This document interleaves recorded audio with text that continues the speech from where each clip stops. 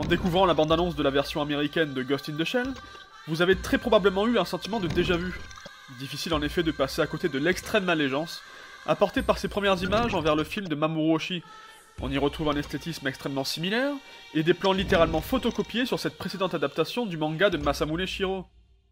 Si on se gardera de juger la qualité du film final de Rupert Sanders, la note d'intention transparaissant de ce montage n'inspire pas la confiance. Elle s'éloigne de ce que l'on peut considérer comme une bonne adaptation.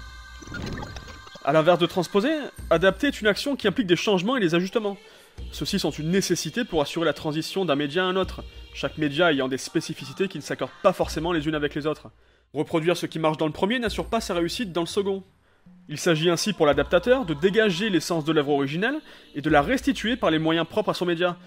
En somme, la qualité d'une adaptation réside dans sa capacité à trouver l'équilibre entre fidélité et trahison, et bien sûr, cela est rendu d'autant moins aisé avec une œuvre comme Ghost in the Shell, qui fait l'objet d'un grand attachement tout à la fois du côté de la production et du public. Il est compliqué de vouloir appliquer une nouvelle méthodologie à un univers préexistant aussi riche que codifié. Et plus que des attentes, cet univers confère au public une idée très arrêtée sur ce qu'il veut, et surtout doit voir.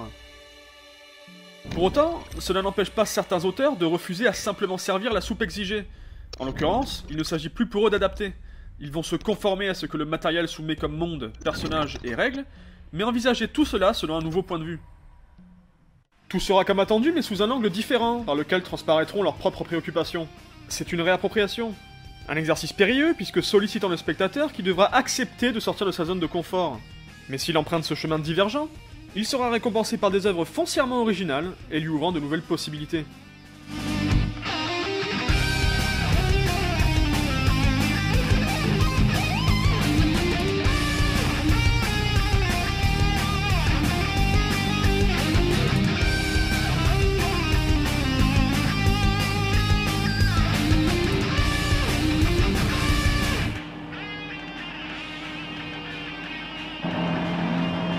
Qu'est-ce que c'est que ça? C'est sûrement ta chérie qui a dû l'oublier. Ça veut sûrement dire quelque chose. Il y a 3 microfilms, on va les regarder l'un après l'autre. Allons-y. Le cas du château de Cagliostro est particulièrement savoureux, puisqu'il s'agit d'une réappropriation d'une réappropriation. Au départ, il y a une icône bien de chez nous. Arsène Lupin, le gentleman cambrioleur, inventé par Maurice Leblanc. À la fin des années 60, le mangaka Katsuhiko Kato, alias Monkey Punch, lui donne un petit-fils perpétuant la tradition familiale. Le manga donnera une série animée au début des années 70. On dirait une sorte de code. Ouais. J'ai beau regarder, je ne comprends rien. Pour le spectateur français habitué à la figure d'Arsène Lupin, la vision de cette série est pour le moins perturbante, et sa réaction ne serait pas forcément éloignée de celle du lecteur de comics devant la série Batman de 1966. Il se retrouve face à tout ce qu'il peut connaître de cet as de la cambriole. Il y a toutes les caractéristiques des personnages, leur dynamique, et même occasionnellement leur trajectoire désenchantée. Cependant, la série fait peu de cas de l'ambiance d'énigmes et de secrets des livres de Leblanc. Si Lupin est toujours adepte des manipulations en tout genre, c'est leur caractère purement rocambolesque qui compte. Chaque épisode est l'occasion de déployer gadgets James Bondiens, poursuites, fusillades et explosions. La série devient ainsi un réservoir pop, coloré et inventif. L'extravagance y règne en maître, ce qui se répercute sur la façon de voir Lupin, héros plus guignol qu'espiègle, plus pervers que charmeur. Pas étonnant alors que les ayants droit de Maurice Leblanc aient exigé à ce que le personnage soit désolidarisé de son ancêtre, et obligé de porter divers noirs du Japon. D'où le fait qu'en VF, il ait été affublé du doux nom d'Edgar de la Cambriole. Le château de Cagliostro est le second film tiré de la série, et constitue également le premier long métrage d'Hayao Miyazaki. Quand bien même il a travaillé sur la première série animée, Miyazaki ne peut se contenter d'offrir juste un long épisode à l'animation plus travaillée. Il va saisir cette opportunité de réalisation au profit de ses propres envies, opérant ainsi une sorte de retour aux origines. Enfin par là, il ne faut pas comprendre qu'il revient aux ouvrages de Maurice Leblanc. Bien qu'il incorpore quelques citations, les livres ne servent pas plus de référence qu'auparavant. Pourtant, la clé de l'œuvre se trouverait dans son titre renvoyant au roman La Comtesse de Cagliostro. Un roman particulier puisqu'après plus de 15 ans d'aventure, Leblanc y compte les débuts de son héros. Miyazaki ne reprend pas le contenu du livre, ce qui en soi n'aurait pas de sens, la relation d'amour-haine entre Lupin et Fujiko dans la série étant dérivée de celle avec Joséphine Balsamo. Il retient plutôt l'idée du retour vers le passé, qui constitue quelque chose d'inédit pour le personnage.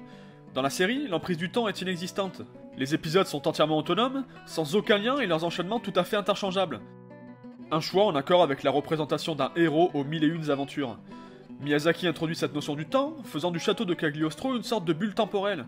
Il positionne son film comme une parenthèse par rapport à la série. Si le long métrage s'ouvre sur un casque correspondant à un épisode typique et se clôture sur l'éternelle poursuite entre Lupin et l'inspecteur Zenigata, entre les deux, l'immuable schéma de la série est soumis à l'épreuve du temps. Et ça se traduit par le rythme du film. Miyazaki satisfait à toutes ses obligations de spectacle, à la folle excentricité des scènes d'action, et clame déjà son amour pour les machines volantes. Mais son histoire présente également un rythme ménageant des plages de calme, à la limite du contemplatif.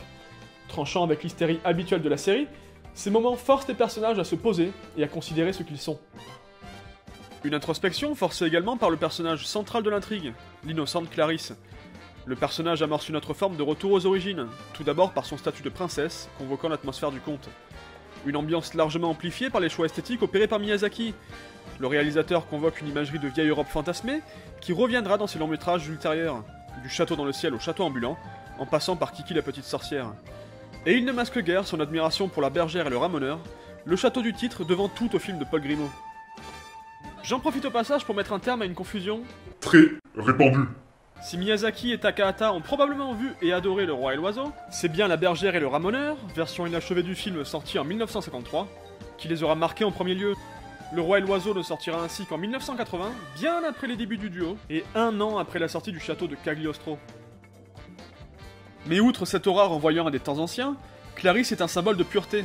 Face à elle, les personnages retrouvent ce qu'ils pouvaient être à l'origine et ce qu'ils ont perdu depuis. Par ce contraste, ils ne peuvent plus feindre ou se mentir à eux-mêmes. Lupin ne peut accepter l'amour de Clarisse et la mener vers une vie qui, aussi fantasque soit-elle, reste celle d'un criminel. Fujiko renonce à sa compétition avec Lupin, lui paraissant vaine au regard de sa relation avec Clarisse.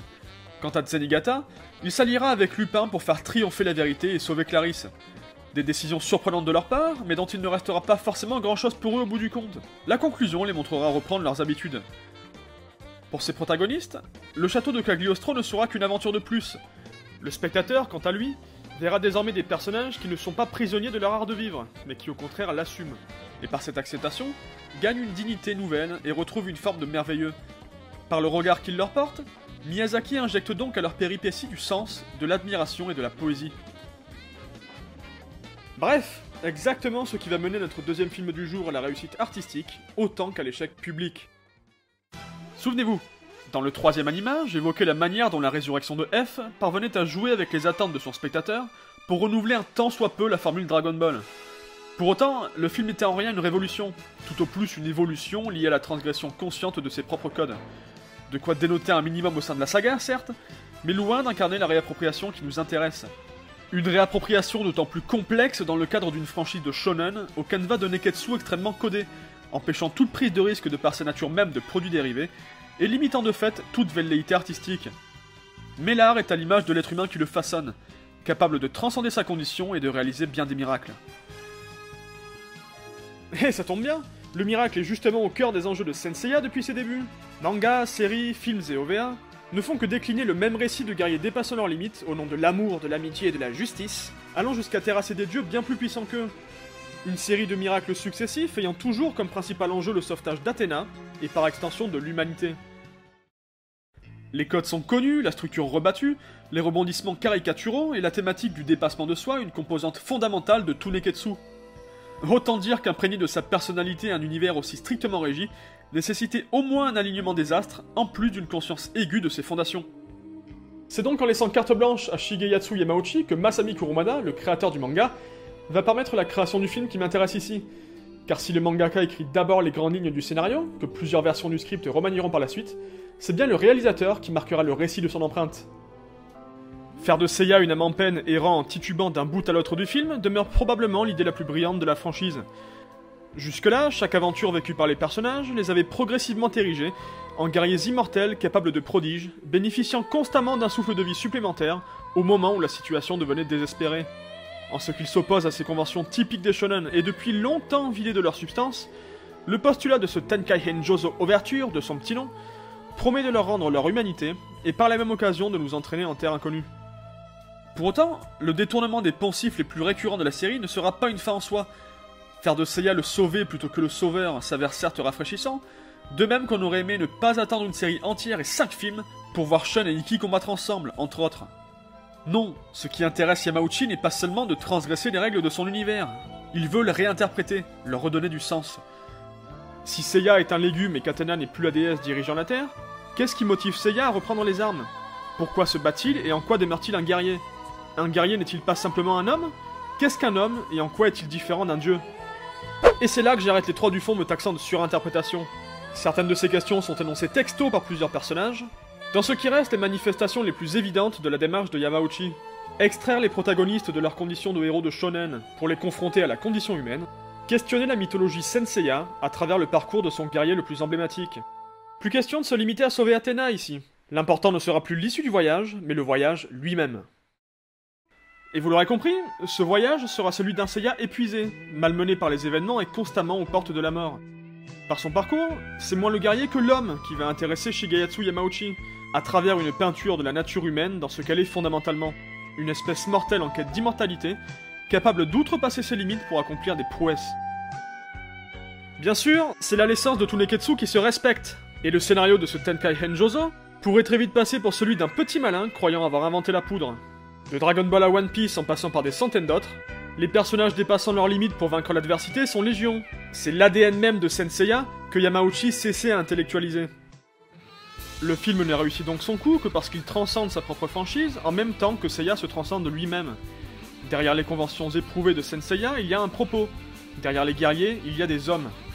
Plus qu'un combat contre les dieux, Tenkai Henjozo sera donc une histoire de basculement vers la transcendance. Éprouver son humanité plutôt que de sauver l'humanité. Et c'est peu dire que Yamauchi va se faire un plaisir de traduire cela par sa mise en scène. Ceux qui se souviennent de la poésie imprégnant les guerriers d'Abel, très beau troisième film Senseiya qu'il réalisa 16 ans plus tôt, savent d'ailleurs de quoi est capable le cinéaste. Il n'aura ainsi échappé à personne que ce cinquième long métrage possède une identité visuelle aux antipodes de ce qui a façonné la franchise depuis ses débuts. La direction artistique de Yukiko Iijima fait des merveilles en ce qu'elle traduit au mieux l'évolution de Seiya. Au confort d'une maison de campagne bercée par une lumière chaleureuse, répond peu à peu l'atmosphère éthérée de décors abstraits, conceptuels, à mesure que le personnage se rapproche du domaine des dieux, quitte le monde matériel pour se rendre vers celui du divin, des idées. La notion de basculement est déjà là et se répercute à plusieurs niveaux.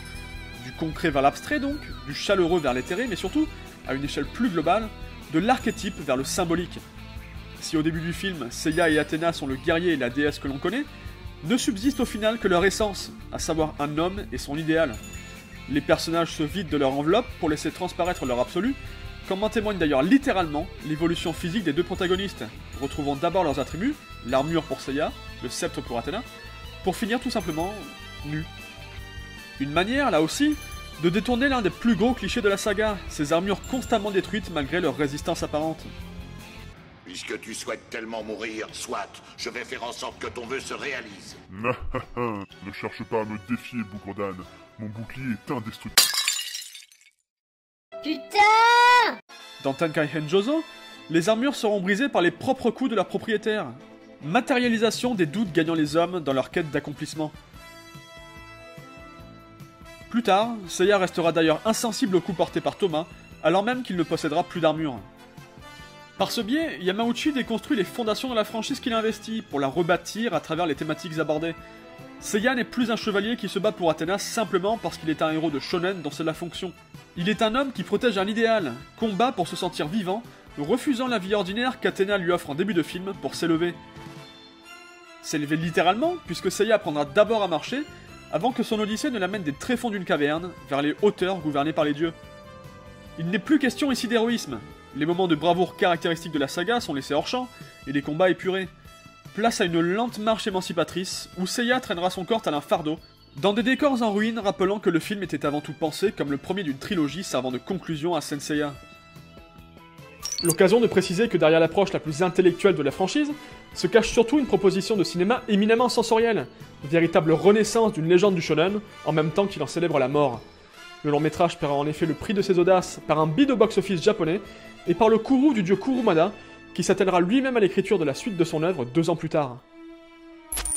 En se réappropriant les conventions bien connues du manga, Yamauchi leur redonne une raison d'être en se permettant d'évoquer la condition humaine, cette vie dont l'imperfection fait la beauté, ces hommes voués à disparaître mais qui veulent laisser une trace de leur passage, ce qu'exprimeront d'ailleurs littéralement les Chevaliers d'Or au début du film.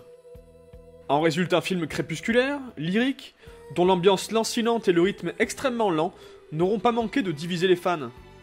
Réinterprétation existentialiste de l'univers de Senseiya, Il n'est plus question d'action mais d'introspection, dans ce qui peut nettement être qualifié de film d'auteur, au sens noble du terme. Parce que disons-le clairement, Senseiya Tenkaichen Jozo est moins un film Senseiya qu'un film de Shigeyasu Yamauchi dans l'univers de Senseiya. Ce qui m'amène directement au dernier animé de cet épisode, lui aussi authentique film d'auteur sublimant la franchise qu'il investit à des fins introspectives. À ceci près que le cinéaste qui m'intéresse ici ne s'autorise pas à discourir sur sa mythologie, par ailleurs l'une des plus riches de l'histoire du manga, préférant au contraire l'épouser dans une démarche pour le moins cathartique. À l'approche cérébrale de Shigeyasu Yamauchi répond donc celle du cœur, celui de Mamoru Hosoda. Et pour voir en quoi la personnalité de Mamoru Hosoda a imprégné chaque recoin de ce 6ème film One Piece, j'aimerais évoquer avec vous 2 points précis. Le premier point précis. Retour en arrière. Après avoir effectué ses débuts en tant qu'animateur à la Toei, Mamoru Hosoda passe à la réalisation à la fin des années 90 avec les 2 premiers courts-métrages Digimon. Loin des produits impersonnels qu'induisait la logique mercantile qui les a vus naître, les 2 films laissent déjà apparaître les talents de conteur de Hosoda et sa capacité à infuser sa personnalité dans des univers qui ne sont pas les siens. Et si la très jolie ambiance du premier en fait un formidable coup d'essai, le deuxième attirera l'attention d'un homme qui occupait déjà le devant de la scène artistique au début des années 2000, Takashi Murakami, initiateur du mouvement Superflat. Et le Superflat, qu'est-ce que ça mange? Eh ben je vais te le dire. Très sommairement parce qu'il me faudrait une vidéo entière pour en parler correctement, mais je vais te le dire quand même. Ouais. Le Superflat, c'est avant tout un mouvement d'art contemporain, influencé par la culture otaku. Traditionnellement, les otaku sont caractérisés comme des individus ayant la propension à valoriser l'imaginaire au détriment du réel, qui refusent les valeurs de la société et en élaborent d'autres. Autrement dit, les produits de la culture otaku, les mangas, les animés notamment, répondent initialement à une quête identitaire, à un besoin d'échappatoire face à une peur particulière. Le Superflat se propose d'analyser les figures populaires de cette culture pour en révéler la superficialité, la quête identitaire se muant progressivement en simple pulsion consumériste. D'où le terme Superflat, soit en français, super plat. Plat en référence à l'esthétique plate de l'art japonais, mais aussi et surtout plat du fait de l'absence de sens derrière les produits des sociétés postmodernes.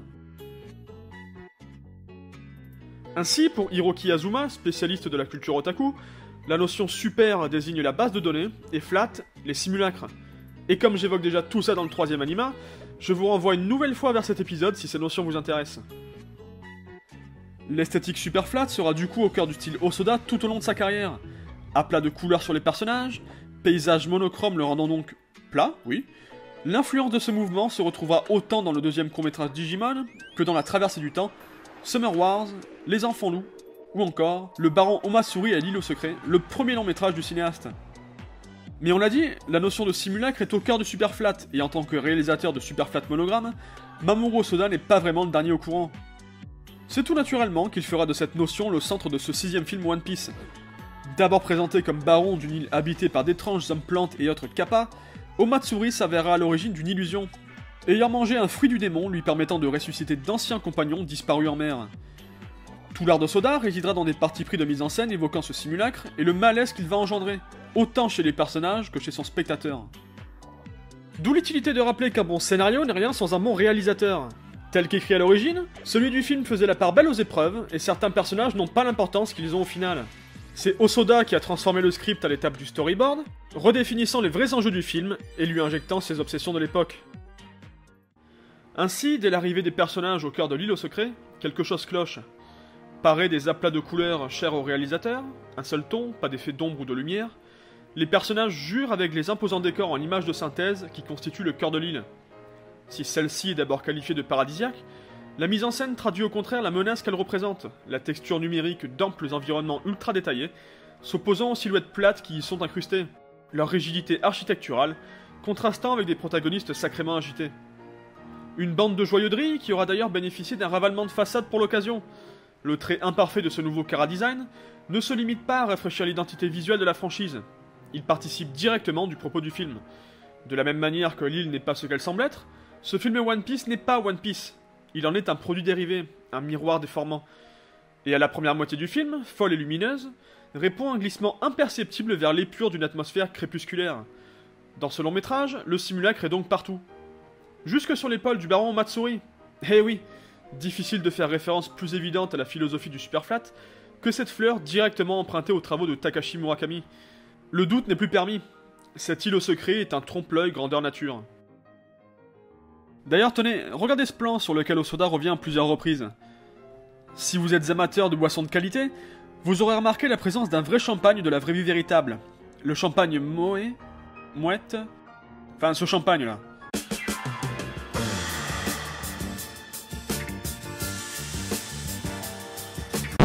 Et vous l'aurez compris, la marque n'est pas présente sur la bouteille, mais sur son reflet.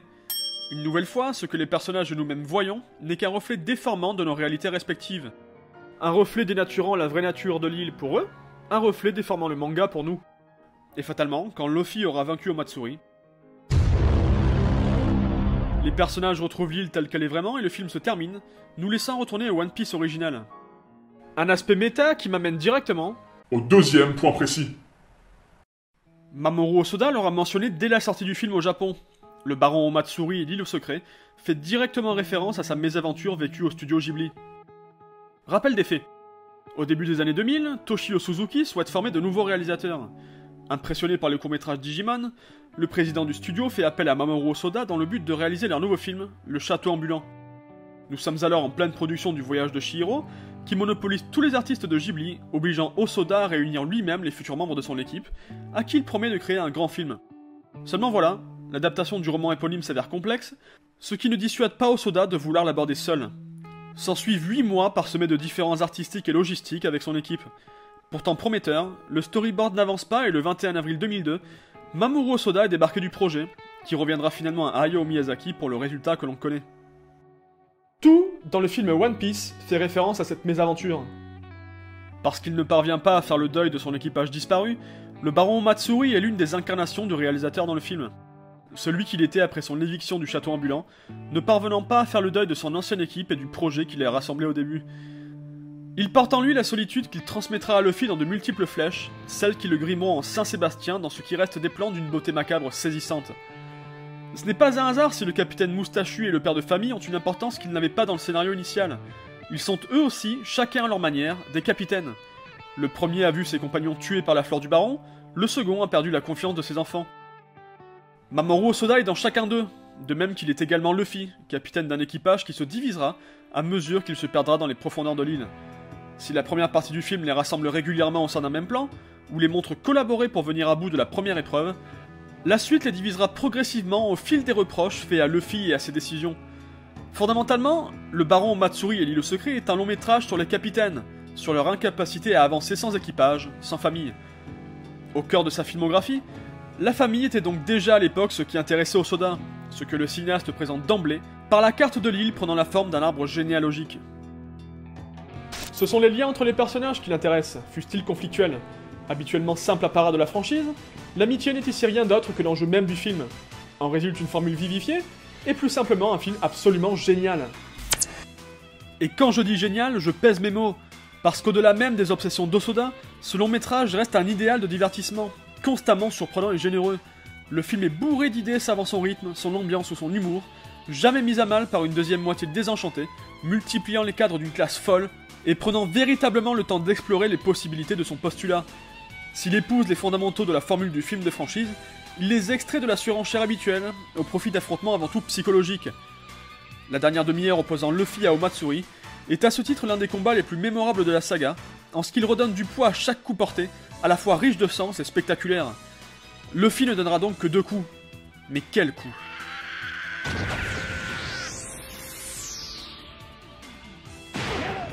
Ah, et puisqu'on parlait de miroir tout à l'heure, vous vous souvenez de la fin de Summer Wars?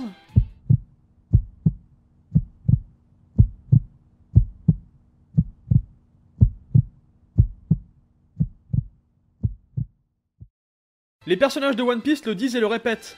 Plus que l'or qu'ils pourraient éventuellement récupérer, ce sont bien les aventures vécues ensemble qui constituent le véritable trésor. Une philosophie qui sied parfaitement aux 3 films de cet épisode, à l'issue attendue mais au déroulement sublimé par des auteurs ayant parfaitement intégré cette idée. Définitivement, l'important n'est pas l'issue du voyage, mais le voyage et ses enseignements, et à la manière de ces films inoubliables, le spectateur devra faire face à lui-même et accepter de sortir de sa zone de confort. Ce n'est qu'à cette condition qu'il en ressortira transcendé.